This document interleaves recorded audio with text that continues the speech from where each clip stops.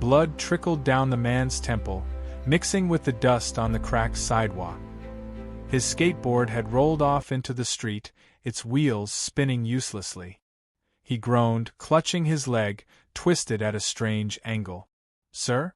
Sir, can you hear me?" a small voice asked, shaky but brave.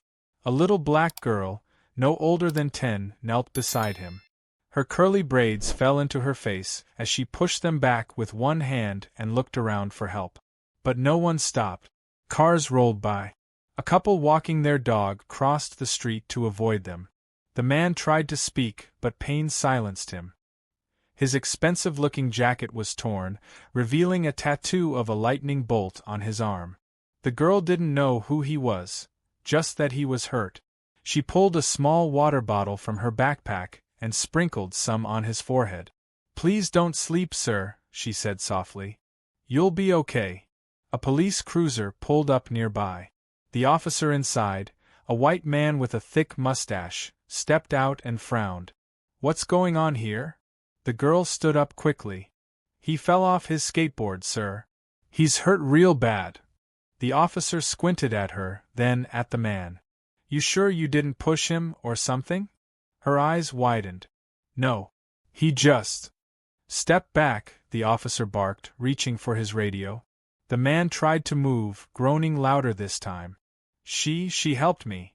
But the officer was already calling for backup, his hand resting near his gun. The girl froze. The sound of sirens grew louder. People began to gather, watching. And that was when the man's phone, a sleek, custom-made device, slipped from his pocket. Its lock screen lit up with a photo of him shaking hands with the governor. The officer's expression changed instantly. He looked down at the unconscious skater and realized the man was Brandon Holt, the billionaire owner of Holt Industries. The same man who had been on the news last week for donating $10 million to rebuild poor neighborhood. And the little black girl had just saved his life. But no one knew that yet. Not even her. That morning had started like any other for Kayla Johnson. She lived with her mom and little brother, Malik, in a small apartment on the east side of Detroit. The walls were thin, the neighbors were loud, and the heater didn't always work, but Kayla didn't mind much. She was used to making the best of things. Her mom worked double shifts at the nursing home, and Kayla helped by watching Malik after school. But on weekends, she liked to walk to the park. The one with the cracked basketball courts and the skate ramps that local kids built themselves from old plywood.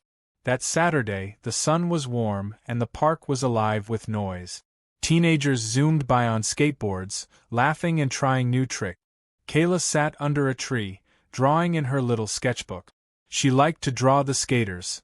Their movements were fast and free like birds.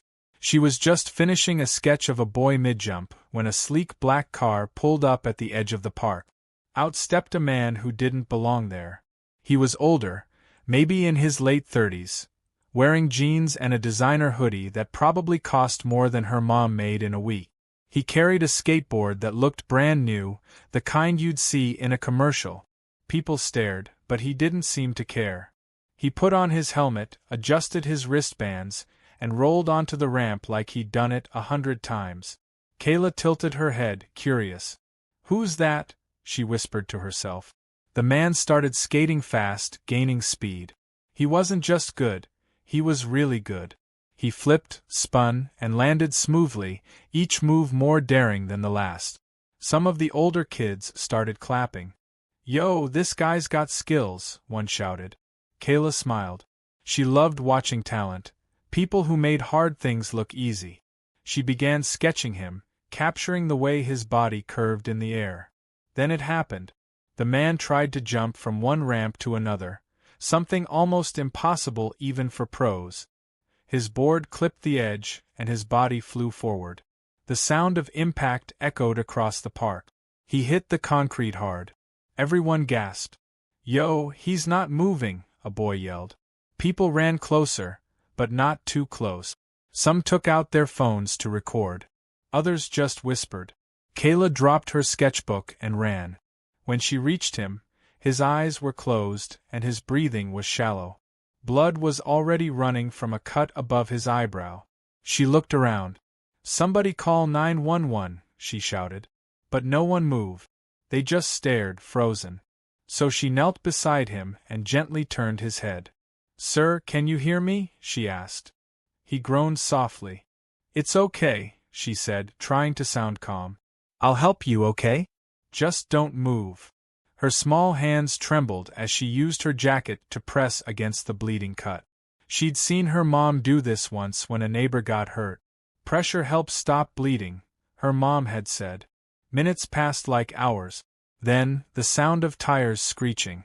A police car. Kayla sighed in relief, until the officer stepped out. "Hey," he barked. "What are you doing?" She jumped. "He fell, sir. He needs help."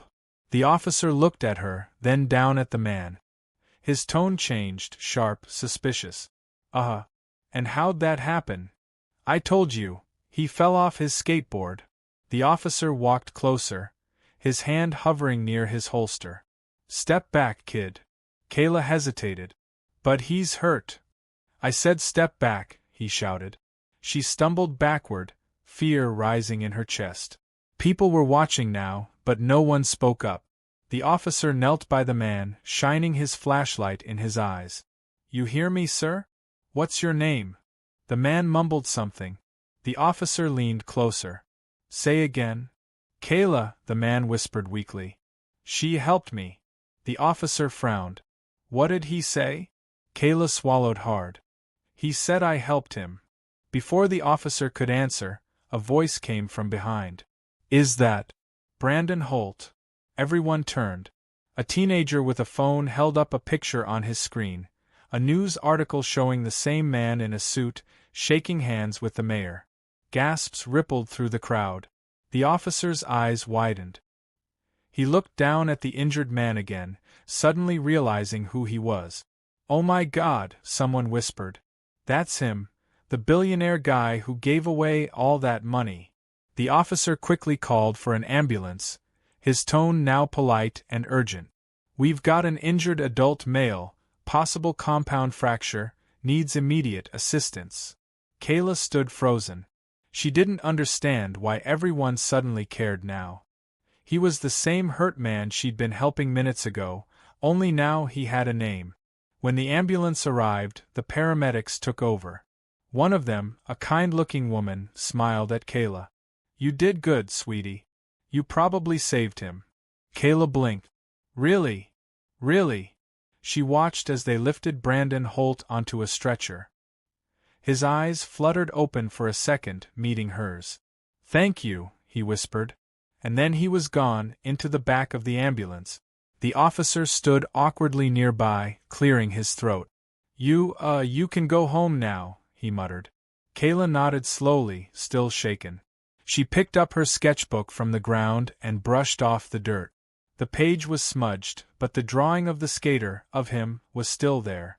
She walked home quietly, not knowing that her life was about to change forever.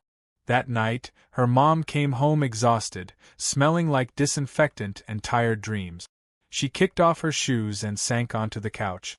"Hey baby, how was your day?" Kayla hesitated. "Something happened at the park." Her mom sat up. "What kind of something?" "There was a man, he fell real bad. I helped him till the ambulance came." Her mom frowned, worried. "You shouldn't be around hurt strangers like that, Kayla." "But, Mama, he was really hurt. And nobody else helped him. They just watched." Her mom sighed, rubbing her forehead. "That's just how people are, baby. You did the right thing, but next time, call for help and wait, okay?" Kayla nodded. "Okay." She didn't tell her mom who the man was. She figured it didn't matter. But the next morning, it did. Because when her mom turned on the TV before work, Brandon Holt's face was on every channel. "Billionaire philanthropist injured in freak skateboarding accident," the reporter said. "Sources say he was discovered by a young black girl, who may have saved his life. Police are still looking to identify the child." Kayla froze, spoon halfway to her mouth. Her mom turned to her slowly. "Kayla." Kayla blinked. "Yes, ma'am." "Did you help that man?" Kayla swallowed. I think so. Her mom just stared, half proud, half afraid. Oh Lord, she whispered. The phone rang then, loud and sudden. Her mom picked it up. Hello?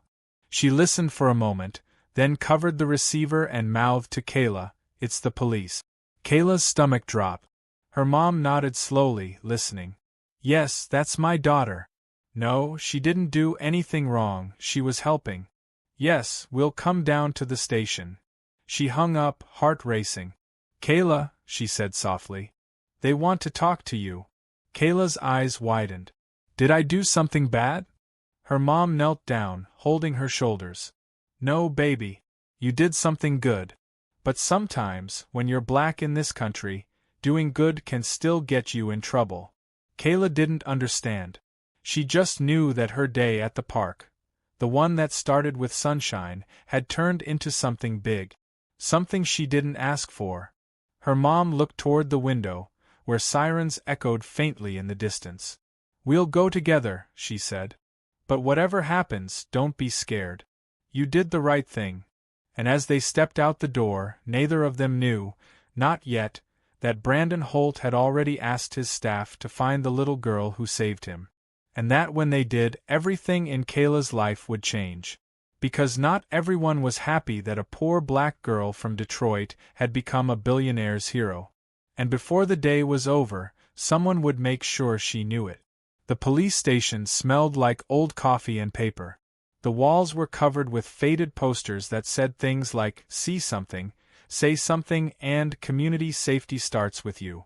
Kayla sat in a hard plastic chair beside her mom, her feet barely touching the floor. Her sketchbook rested on her lap. She hadn't let go of it since they left home. Her mom squeezed her hand gently. It's gonna be okay, baby. Just tell them what happened, that's all. Kayla nodded, but her stomach felt tight. She wasn't used to being inside a police station. It made her nervous, not because she'd done anything wrong, but because of how everyone looked at her. A tall white officer with gray hair walked over, clipboard in hand. His badge read Sergeant Williams. He smiled politely, but there was something cold in his eyes.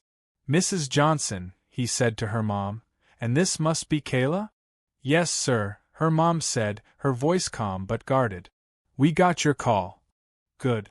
We just want to get a few details down, he said, sitting across from them. He clicked his pen.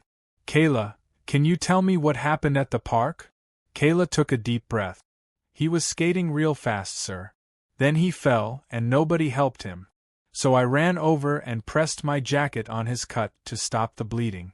Then the police came. He nodded slowly. And you didn't touch his things? His phone, wallet, or anything like that?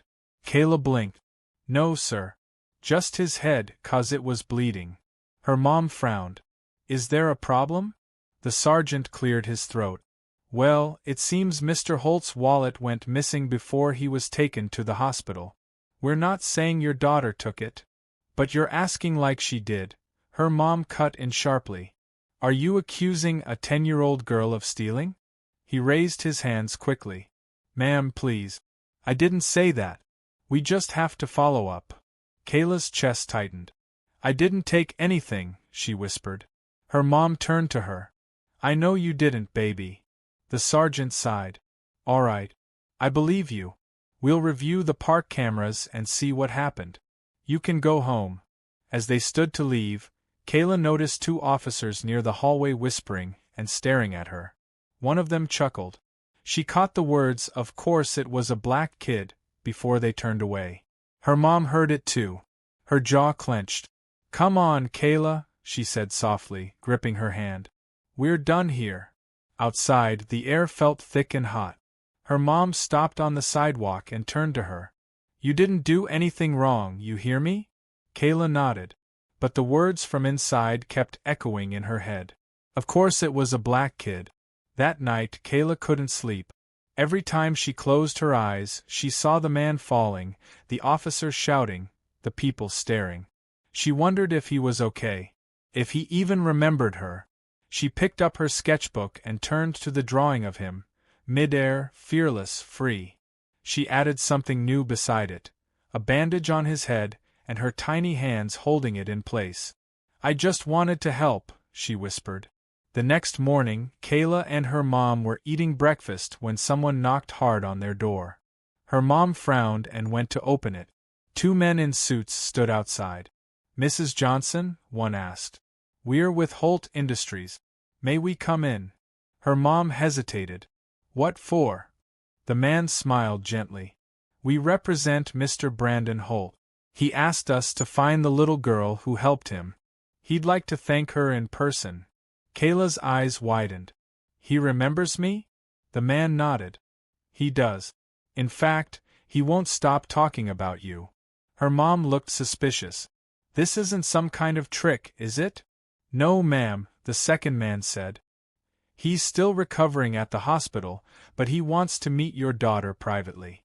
We can take you both there now if you'd like." Her mom crossed her arms. "And if we say no? Then we'll come back later," he said kindly.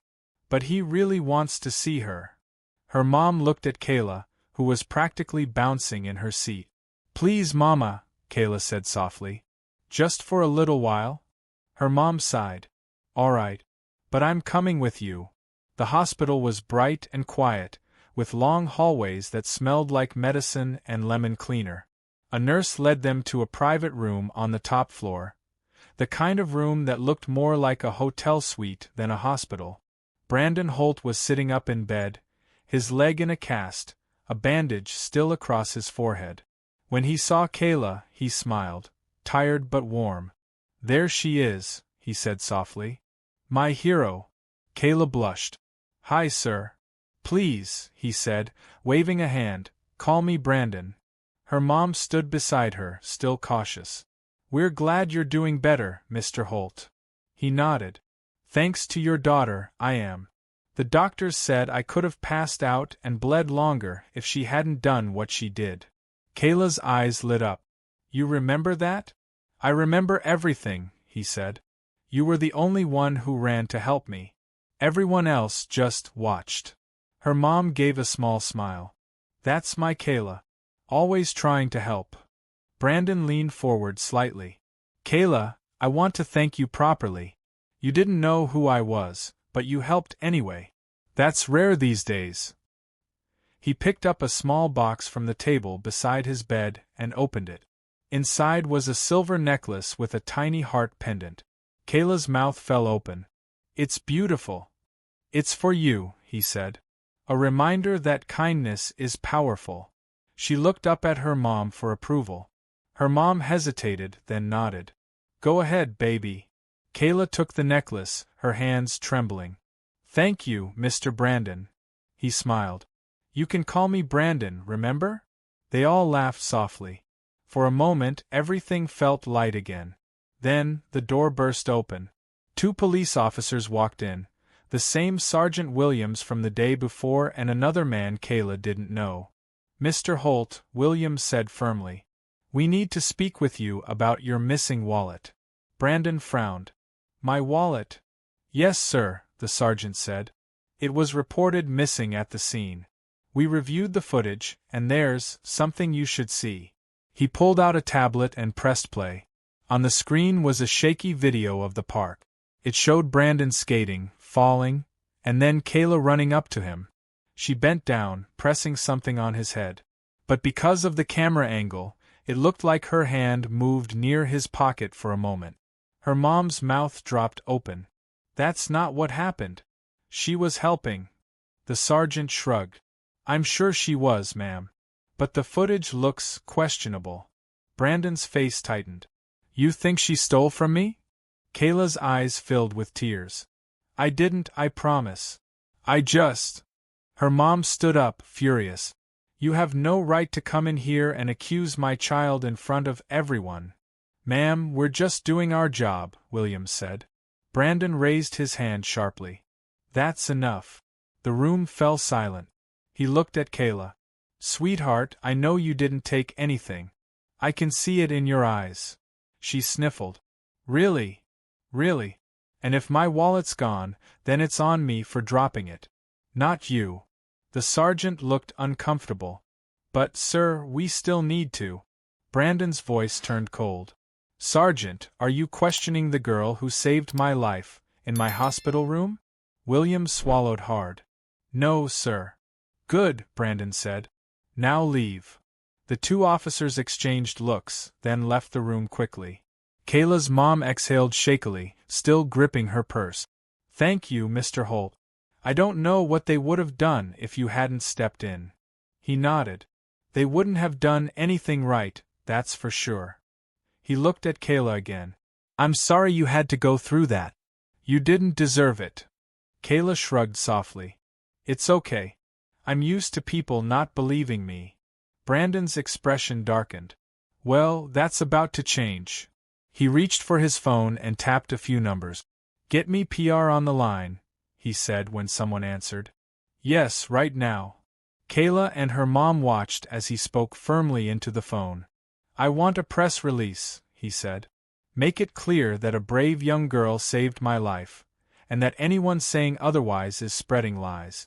And make sure her name, Kayla Johnson, is known for the right reasons. Her mom's eyes widened. Mr. Holt, that's not necessary.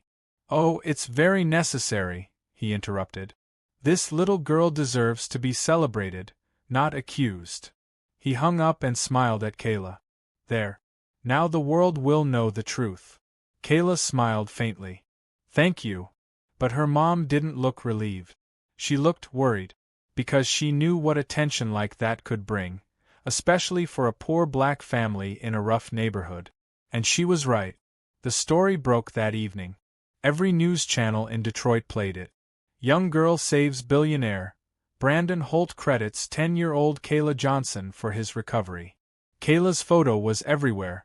Her shy smile, her braids, her big brown eyes. People started calling. Reporters, neighbors, strangers. Some said kind things. Others didn't. By nightfall, their apartment building was surrounded by flashing lights and cameras. Her mom pulled the curtains shut. I knew this would happen, she whispered. Kayla peeked outside. They just want to say hi, Mama. Her mom turned to her. No, baby. Not all of them. And she was right again. Because while most people were calling her a hero, others, angry, jealous voices online, were saying different things. Bet she took something from him. These people always play the victim. Watch, her mama gonna start asking for money next. And one comment, one that made her mom's stomach twist, simply said, someone needs to put that little thief in her place. Her mom locked the doors, her hands shaking. Lord, protect my baby, she whispered. But the night wasn't quiet anymore. Because someone, somewhere, had already decided to do something about Kayla's sudden fame. And before dawn, they would make their move. It started with the sound of glass breaking. Kayla woke up suddenly, her heart pounding. At first, she thought she'd dreamed it. The night was dark and still, too still. Her mom had made sure every light in the apartment was turned off before bed. But then she heard it again, a faint crack, followed by footsteps outside their door. Mama, she whispered, clutching her blanket. Her mom stirred in the next room. What is it, baby? I heard something. Before her mom could answer, another sound echoed, this time a heavy thud. Her mom jumped up, rushing to Kayla's room. She put a finger to her lips. Stay quiet. Kayla nodded, trembling. They both froze as the doorknob rattled. Then a shadow moved across the window. Someone was outside. Her mom's voice was barely a whisper.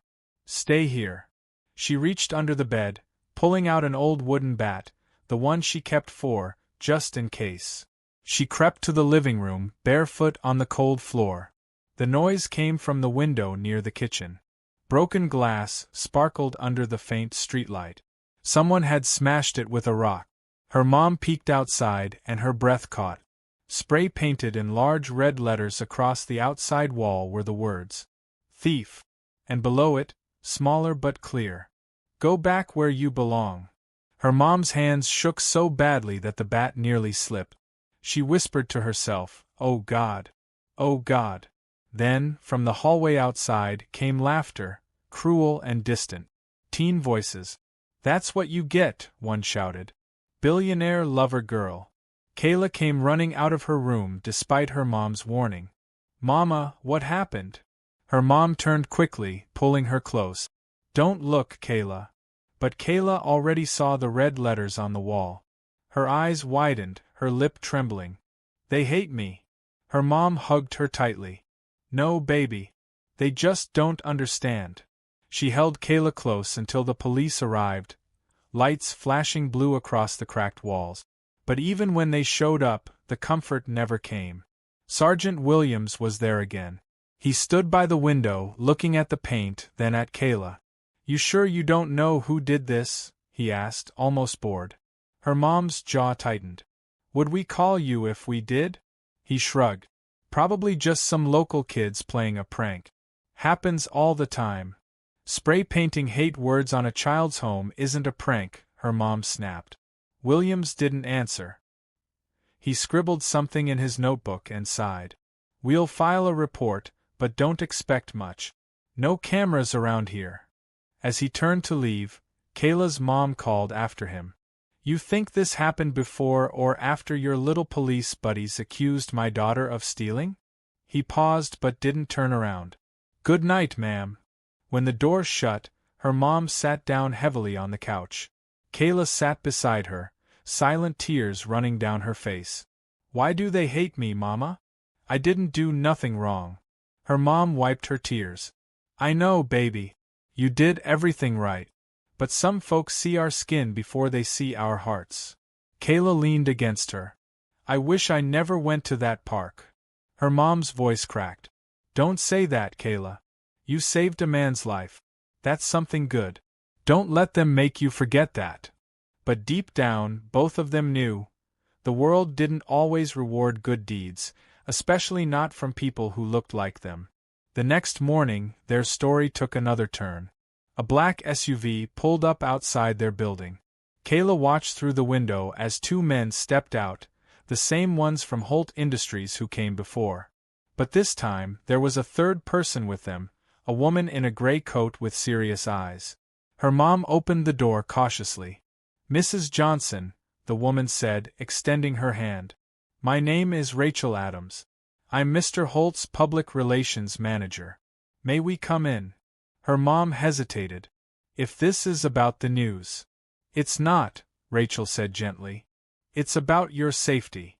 That made her pause. Our safety? Rachel nodded. Mr. Holt saw the news this morning about the vandalism. He's extremely upset. He's offered to move you and your family to a safer location until things calm down. Kayla blinked. Move us? Rachel smiled kindly. Just for a little while. He wants you somewhere nice, safe, quiet. Maybe near the suburbs. Her mom folded her arms. We appreciate that, but I'm not leaving my home just because some cowards can't handle a black girl being a hero. Rachel's voice softened. Mrs. Johnson, I understand. But we've already received threats at the company about Kayla. People are spreading lies online, even showing up near the building asking where you live. Her mom's face paled. They what? Rachel nodded. Mr. Holt thinks it's best you come stay at one of his guest houses. Just until we make sure whoever did this isn't a danger to your family. Her mom looked down at Kayla, who was clutching her sketchbook tight. What do you think, baby? Kayla hesitated. Will there be trees there? Rachel smiled. Lots of them. Her mom sighed. All right. But only for a few days.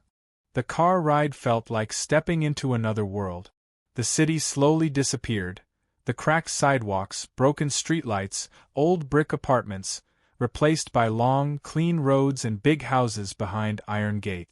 Kayla pressed her face against the window. It's so pretty here, she whispered. Her mom managed a small smile. Don't get too used to it. They stopped in front of a wide two-story house with white pillars and a garden full of roses. A woman was already waiting for them, an older black lady with kind eyes. Welcome, I'm Mrs. Carter, she said warmly. I take care of the house for Mr. Holt. Come on in, sweetie. Kayla stepped inside and gasped. The living room was bigger than their whole apartment. There were soft couches, paintings on the walls, and the smell of fresh cookies. "You made these?" Kayla asked. Mrs. Carter chuckled. "I did. Mr. Holt said you liked sweets." Kayla grinned. He remembered. Her mom, still wary, looked around. "This is a lot." Mrs. Carter nodded. "He just wants you to feel safe." Kayla wandered to the window, watching birds flutter in the yard. For the first time in days, she felt her chest loosen a little. But then her mom's phone buzzed. She checked it and her face went pale. It was a message from an unknown number. It said, "You can't hide her forever." Her mom's hand shook as she quickly locked the phone. "Kayla, sweetheart, why don't you help Mrs. Carter in the kitchen?" "Okay, Mama," Kayla said innocently, skipping off.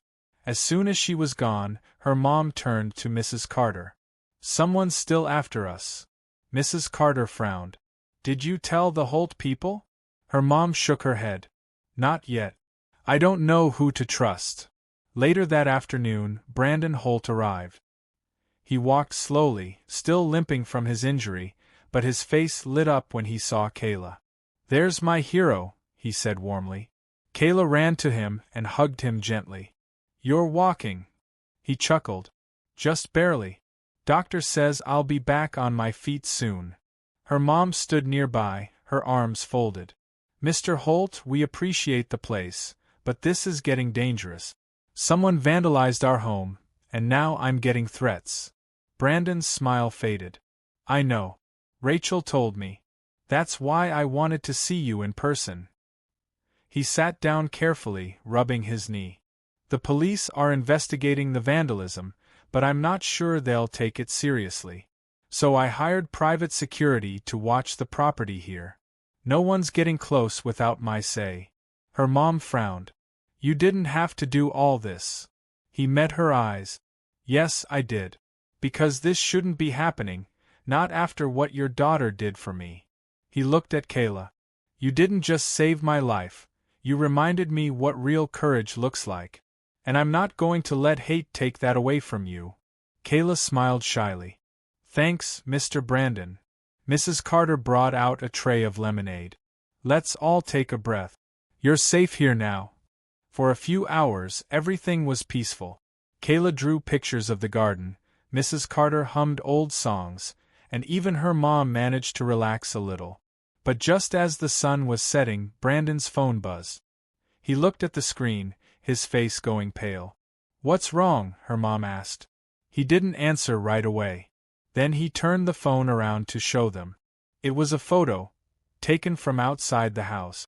Through the window you could see Kayla sitting at the table, coloring. And underneath the picture were the words, "You should have let her fall." Kayla's mom gasped. "Oh my God." Brandon stood up, anger flashing in his eyes. "That's it. I'm calling my security team." He barked orders into the phone, his voice tight with fury. "Check every camera on the property, now. I want to know who took that photo." Mrs. Carter locked the doors while Kayla clung to her mom, shaking. Her mom whispered, "They found us." Brandon turned back to them, his jaw clenched. "They won't get close again. I swear it." But even as he said it, headlights appeared outside the gate. One car, then another, their engines rumbling low in the dark. Mrs. Carter's hand flew to her mouth. "Oh Lord!" The first car door opened. A figure stepped out, wearing a hoodie, holding something shiny that caught the light. Kayla's mom pulled her close. "Get down!" Brandon shouted for security. And just as the alarm began to blare, the sound of a gunshot cracked through the night. The next morning, Aisha woke up early. The rain had stopped, and the sun was shining through the cracked blinds of their apartment. Her mom was already in the kitchen, humming to herself while frying eggs. The smell filled the small home, making Aisha smile a little. She rubbed her eyes and thought about Tyler. She hoped he was okay. He hadn't called or texted. She remembered the police cars, the ambulance lights, and that officer's glare. "Morning, baby," her mom said, turning around with a plate. "You okay?" Aisha nodded. "Yeah, just tired." "You sure? You've been quiet since yesterday." Aisha hesitated. Mom, can I tell you something? Her mom wiped her hands and sat beside her. Of course. I helped someone yesterday, a skater. He fell really hard and I called for help. But the police thought I hurt him. Her mom froze. What? They said I pushed him. But I didn't, Mom. I was trying to help. Her mom's eyes darkened. Did they touch you? No. But they were rude. One of them said I shouldn't have been there. Her mom took a deep breath, trying not to cry. You did the right thing, baby. Don't let anyone make you feel bad for doing good. You hear me? Yes, ma'am. Her mom kissed her forehead. People see what they want to see. You just keep your heart clean. Aisha smiled softly, but something inside her felt broken. She grabbed her backpack and left for school. The walk felt different today. Cars whooshed by. People passed her without looking. The same people who smiled at her yesterday now crossed the street instead of walking beside her. When she reached school, she overheard whispers. That's her. The girl who hurt the guy at the park. She didn't hurt him. My brother said she saved him. Aisha lowered her head. She didn't want to argue. She just wanted the day to end. At lunch, her best friend Jasmine slid into the seat beside her. Hey, you okay? Not really, Aisha said. Everybody's talking about it. Jasmine frowned. Ignore them. My cousin said the man you helped was really rich. Aisha blinked. Rich? Like billionaire rich. He owns some big tech company. His name's Tyler Brooks or something. Aisha's spoon froze midair. Wait, his name is Tyler Brooks? Jasmine nodded. Yeah. You didn't know? Aisha's eyes widened. She had seen that name on a billboard once, something about a company called Brooktech. She didn't say another word.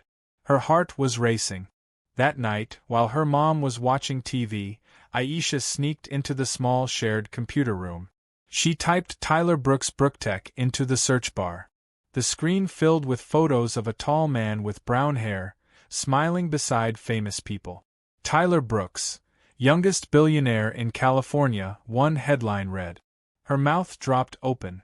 That was him. That was the man she had helped. But then, something else caught her eye, a new article titled Billionaire Tyler Brooks injured in park accident, girl under investigation. Aisha's stomach flipped. They were talking about her.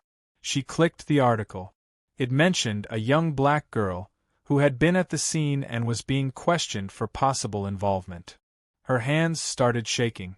Mom, she called, running out of the room. Mom! Her mom came rushing in. What's wrong? Look. Aisha pointed at the screen. Her mom read the headline. Her face turned pale. Oh no. They think I hurt him, Mom. They think I did it. Her mom clenched her fist. We need to call someone. Just then, the phone rang. Aisha jumped. Her mom answered cautiously. Hello? There was a pause. Then her mom's eyes widened. Yes, she's my daughter. Aisha could hear a deep male voice on the other end. Her mom listened, nodding slowly. Okay. We'll be ready. When she hung up, Aisha asked, Who was that? Her mom exhaled. That was Tyler Brooks's assistant. He said Mr. Brooks wants to meet you tomorrow. Aisha froze. Meet me? Why? Her mom smiled nervously. He said he wants to thank you in person. Aisha's eyes widened. He's okay. Her mom nodded. He's out of the hospital. And he said he remembers everything. That night Aisha couldn't sleep. She stared at the ceiling, thinking about what tomorrow would bring. Would he really thank her? Or was it a trick? The next morning, her mom dressed her in her cleanest outfit, a white blouse and a blue skirt. They took the bus downtown, where shiny glass buildings touched the sky. Aisha had never been in that part of the city before. They walked into a tall building that said Brooktech Headquarters. A woman in a black suit greeted them. Good morning, Mrs. Harris and Aisha. Mr. Brooks is expecting you. They stepped into a glass elevator that zoomed upward. Aisha's heart pounded with every floor. When the doors opened, she saw him, Tyler Brooks, sitting in a wheelchair, his leg wrapped in a brace, but smiling warmly. "Hi, Aisha," he said softly. "You're the reason I'm still here." Aisha blinked. "Me?" He nodded. "I fell off my board and hit my head. You called for help. You stayed with me. The doctors said if you hadn't done that, I might not have made it." Her mom squeezed her hand. Tyler continued, "I also heard the police didn't treat you kindly. I'm so sorry for that." Aisha shook her head. "It's okay. I'm just glad you're okay." Tyler smiled. "You have a good heart, Aisha. Don't let this world change that." He reached into his pocket and handed her a small card. "This is my personal number. If anyone gives you trouble because of what happened, you call me directly. Understand?" Aisha nodded slowly. Then, before they could leave, a group of reporters burst through the office door. "Mr. Brooks, is it true the girl who found you is connected to the incident? Was it staged?" Tyler raised his hand. "Stop. This girl saved my life. Without her, I wouldn't be standing, or sitting, here today." The cameras flashed wildly. Aisha froze under the bright lights, gripping her mom's hand. Tyler turned toward the reporters again. "And for anyone who spread lies about her, consider this your correction. The real story is simple. A brave young girl saw a man in trouble and helped. And that man just happened to be a billionaire." The reporters went silent. Aisha's mom smiled proudly. But just when Aisha thought the nightmare was over, something unexpected happened. One of the reporters whispered into her phone, then suddenly shouted, "Breaking news! Someone vandalized the park where the accident happened. The police are saying it was the same girl seen there yesterday." Everyone turned toward Aisha. Her heart dropped. Her mom's grip tightened. "That's not true," she said loudly. But the room was already buzzing. The cameras turned back toward Aisha, flashing again and again. Tyler frowned, confused and angry. "What? That can't be right." I didn't do anything," Aisha stammered. The reporters didn't care. They were already sending out the headline. Her mom pulled her close and whispered, "We're leaving." They rushed toward the elevator as more reporters poured in, shouting questions. As the doors closed, Aisha could still hear one of them say, "Looks like the billionaire's hero isn't so innocent after all." Her chest tightened. She didn't understand how people could twist something so fast. Her mom pulled out her phone, her voice trembling. "We need a lawyer. Right now." The elevator doors opened on the ground floor, and waiting there were two uniformed police officers. "Aisha Harris?" one of them asked. Aisha froze. Her mom stepped in front of her. "What is this about?" The officer looked grim. "We need to ask your daughter some questions about the vandalism at Lincoln Park." Aisha's heart began to pound so loudly she could barely hear her mom arguing with them. All she could think about was how everything had turned upside down again. She had helped someone, saved a life, and yet, somehow, the world still wanted to paint her as a villain. And as the police reached for her arm, she realized that her story wasn't over yet. It was only just beginning. Aisha sat in a small, cold room at the police station. The walls were pale gray, the kind that made everything feel empty. A buzzing light flickered above her head. She had never been in a place like this before. Her mom sat beside her, her arm wrapped tightly around her shoulder. A tall police officer walked in, holding a clipboard. His voice was low but firm. "Aisha Harris?" "Yes, sir," she whispered. He looked down at his papers. "We're investigating some damage done at Lincoln Park last night. Graffiti, broken benches, trash bins turned over. A witness said they saw someone matching your description near the park." Her mom frowned. "That's impossible. My daughter was home all night." The officer glanced up. "Do you have proof?" Her mom's voice rose. "I shouldn't need proof. She's 12. Why would she destroy a park?" The officer sighed and sat across from them. "Look, ma'am, I'm just doing my job. We're not accusing her, we're asking questions." Aisha felt her throat tighten. "I didn't do it," she said softly. "I believe you," her mom whispered, rubbing her shoulder. Just then, the door opened and in walked Tyler Brooks. He looked different out of his business suit. He was wearing a hoodie and cap, but his presence still filled the room. The officer straightened. "Mr. Brooks, you can't be in here." Tyler raised a hand. "Actually, I can. This concerns me." He turned to Aisha. "You okay?" Aisha's eyes widened. "You came." "Of course I did," he said, his voice calm but firm. "You saved my life, Aisha. I'm not going to let people drag your name through the mud." The officer cleared his throat. "Sir, with all due respect." Tyler cut him off. "I reviewed the security footage near the park. My company has cameras on the tech hub next door. It shows exactly who vandalized that place." "It wasn't her," Aisha gasped. Her mom stared at him in disbelief. You got the footage?" Tyler nodded. "I called my team last night when I heard the rumors. The real culprits were 3 teenage boys. They even wore masks, but one of them dropped his phone. The cops can trace it." The officer blinked. "You have that evidence?" Tyler smiled coldly. "It's already being sent to your chief." A moment later, another officer knocked on the door and rushed in, whispering something to the first. The first officer looked embarrassed. He turned to Aisha. "You're free to go, Miss Harris. I apologize for the misunderstanding." Aisha's mom stood up sharply. "You humiliated my daughter. Do you have any idea what this feels like for a child?" The officer lowered his head. "Ma'am, I'm sorry." Tyler put a gentle hand on Aisha's shoulder. "Come on. Let's get you out of here." They walked outside into the bright afternoon sun. For the first time in days, Aisha could breathe. "Thank you," she said softly. Tyler smiled.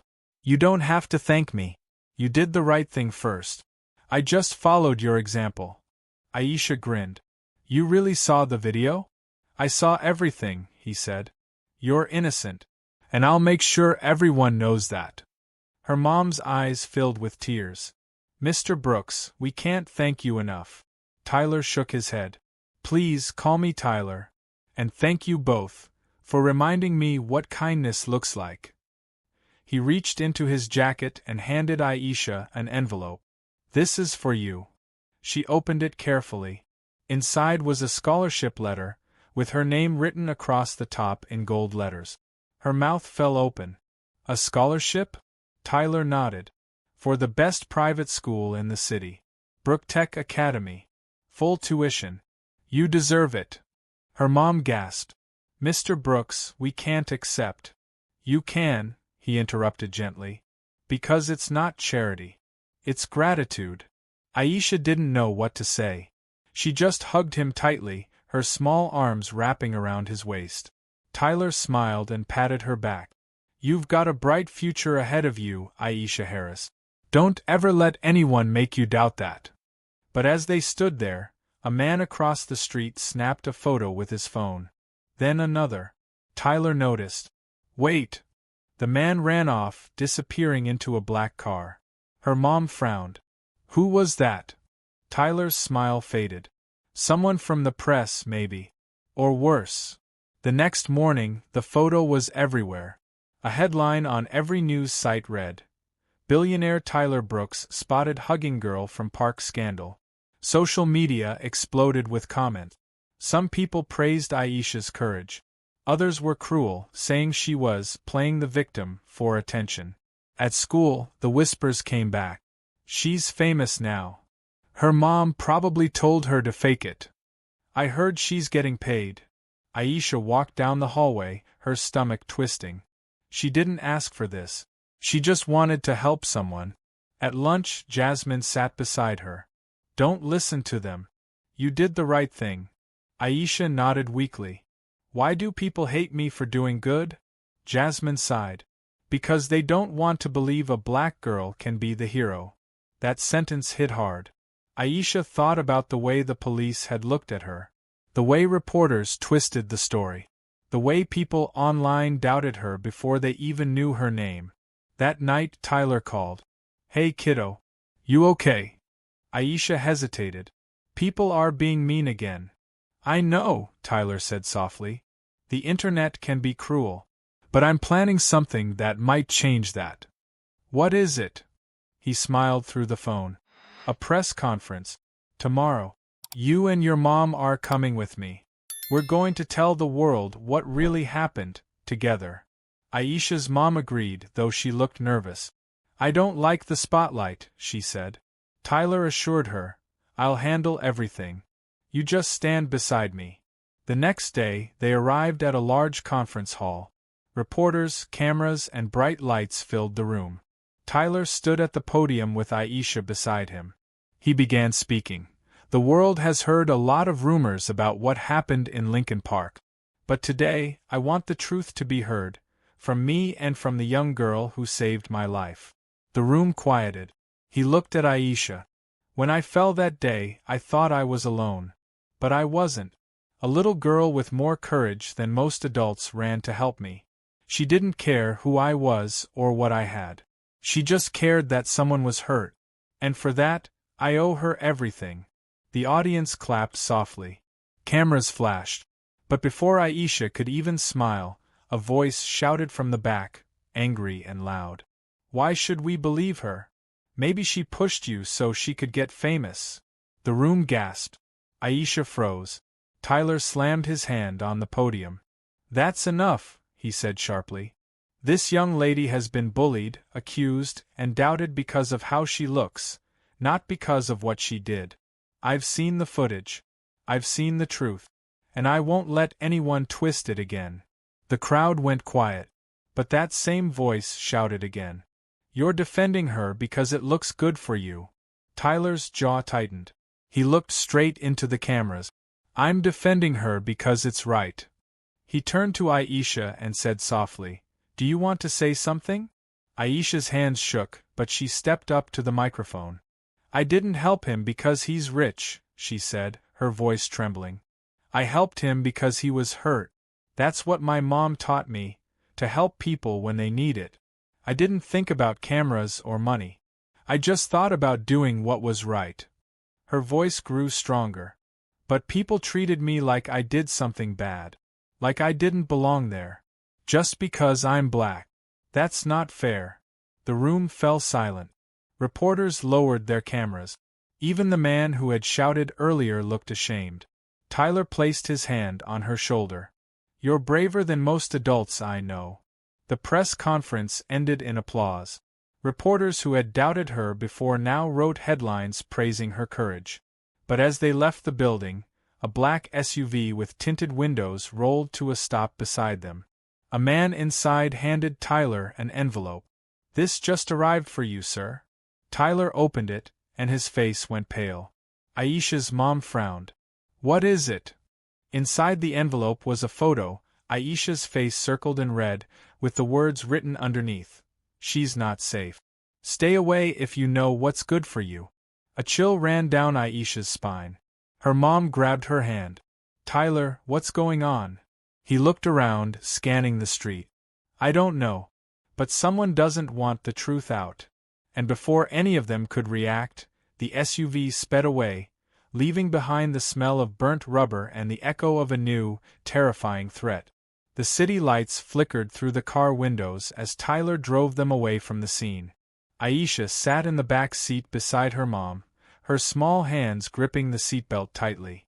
Her heart wouldn't stop pounding. What does it mean, Mr. Tyler? She whispered. Why would someone send that? Tyler's jaw was tight as he stared at the road. It means someone's scared, Aisha. Scared of what the truth can do.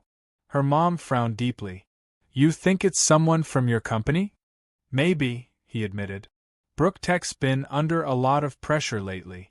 There are people who would do anything to destroy me, and they don't care who gets hurt in the process. Aisha's mom pulled her closer. You should have security watching her. This isn't safe. I already called them, Tyler said, glancing in the rearview mirror. No one's touching her again.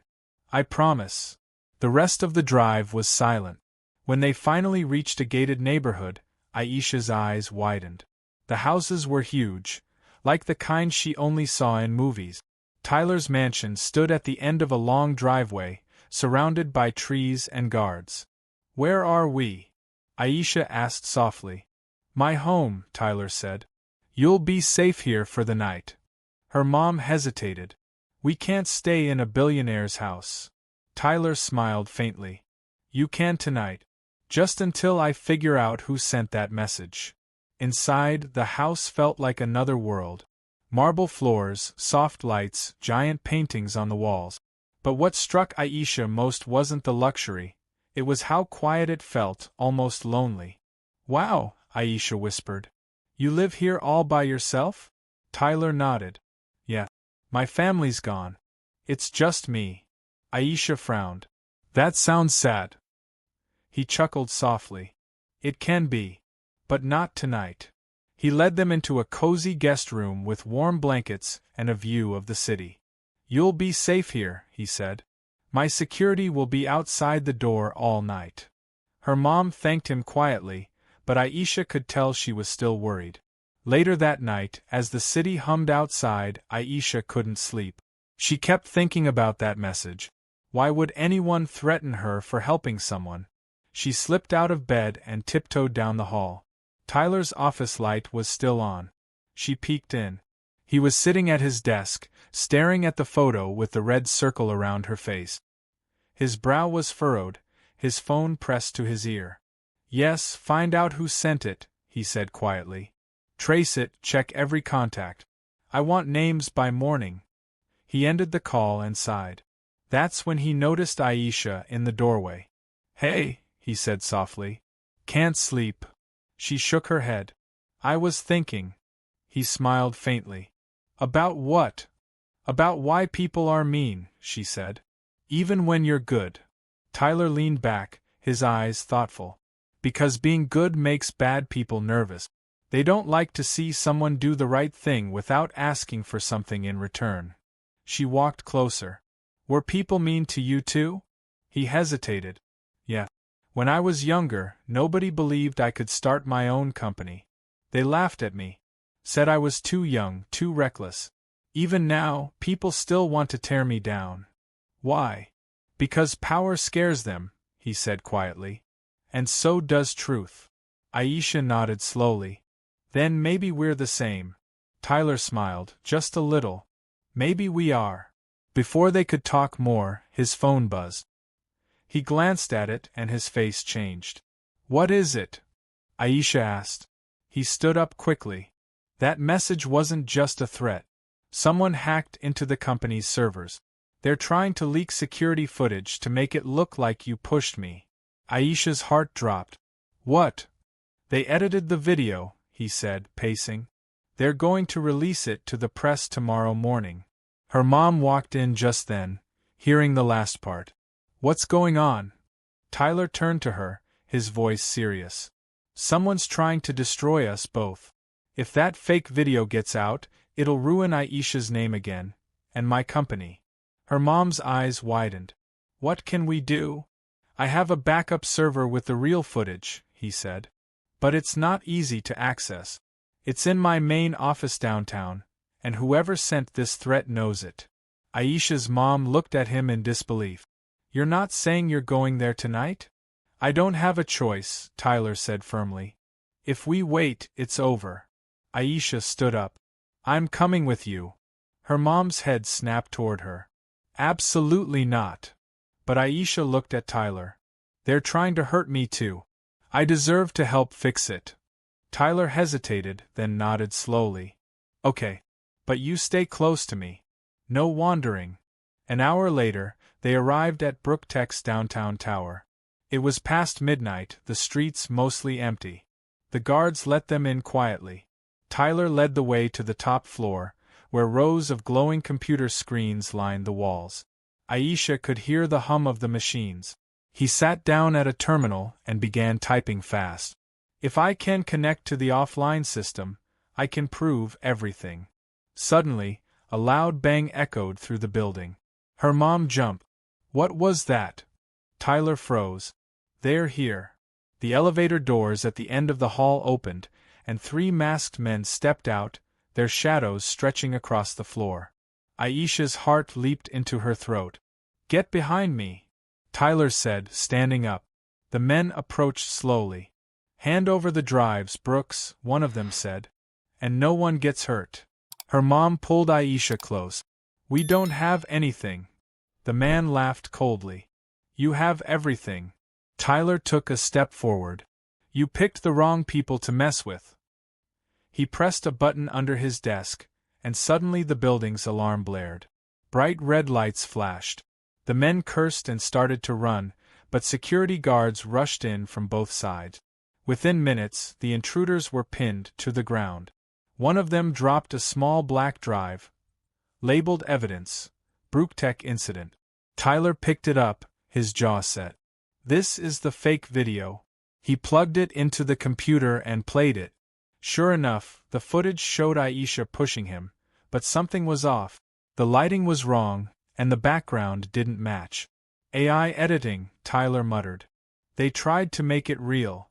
Aisha's mom shook her head. They would have ruined her life. Tyler quickly uploaded the real footage to every major news site. Not anymore. Within minutes, the truth spread online. Unedited video confirms girl saved billionaire, not harmed him. The lies began to crumble. By sunrise, every major channel was covering it. People who had called Aisha a liar the day before now apologized publicly. Hashtags like #ThankYouAisha and #TruthWins trended across the country. When Aisha returned to school that week, things were different. Her teacher hugged her. Jasmine beamed with pride. Even the kids who used to whisper looked ashamed. During lunch, Aisha's principal came to her table. Aisha, the mayor wants to meet you. They're planning to give you a bravery award at City Hall. Her mouth dropped open. Me? He smiled. Yes, you. That evening, she stood on a stage next to Tyler. Cameras flashed again, but this time, it wasn't for scandal. It was for celebration. The mayor handed her a medal and said, Aisha Harris, you showed our city what courage, kindness, and truth look like. The crowd cheered. Her mom cried quietly in the front row. Aisha looked at Tyler. We did it. He smiled. You did it, kiddo. But then he leaned closer and whispered, and remember, sometimes doing the right thing comes with a price. But it's always worth paying. Aisha nodded, holding her medal close. For the first time in weeks, she felt safe, seen, and proud. And somewhere deep down, she knew this wasn't just her story, it was a message. That even when the world tries to twist the truth, one brave voice can turn it all around. Because courage doesn't come from money or fame. Comes from doing the right thing, even when nobody believes you. The crowd rose to their feet, clapping as the little black girl who had once been doubted stood tall under the bright lights, no longer a suspect, but a symbol of hope. If you believe stories like this deserve to be heard, make sure you hit that subscribe button and turn on notifications, because every new video we share brings the truth to light. Don't stop here, keep watching and stand with us against racism. Thank you for watching to the end.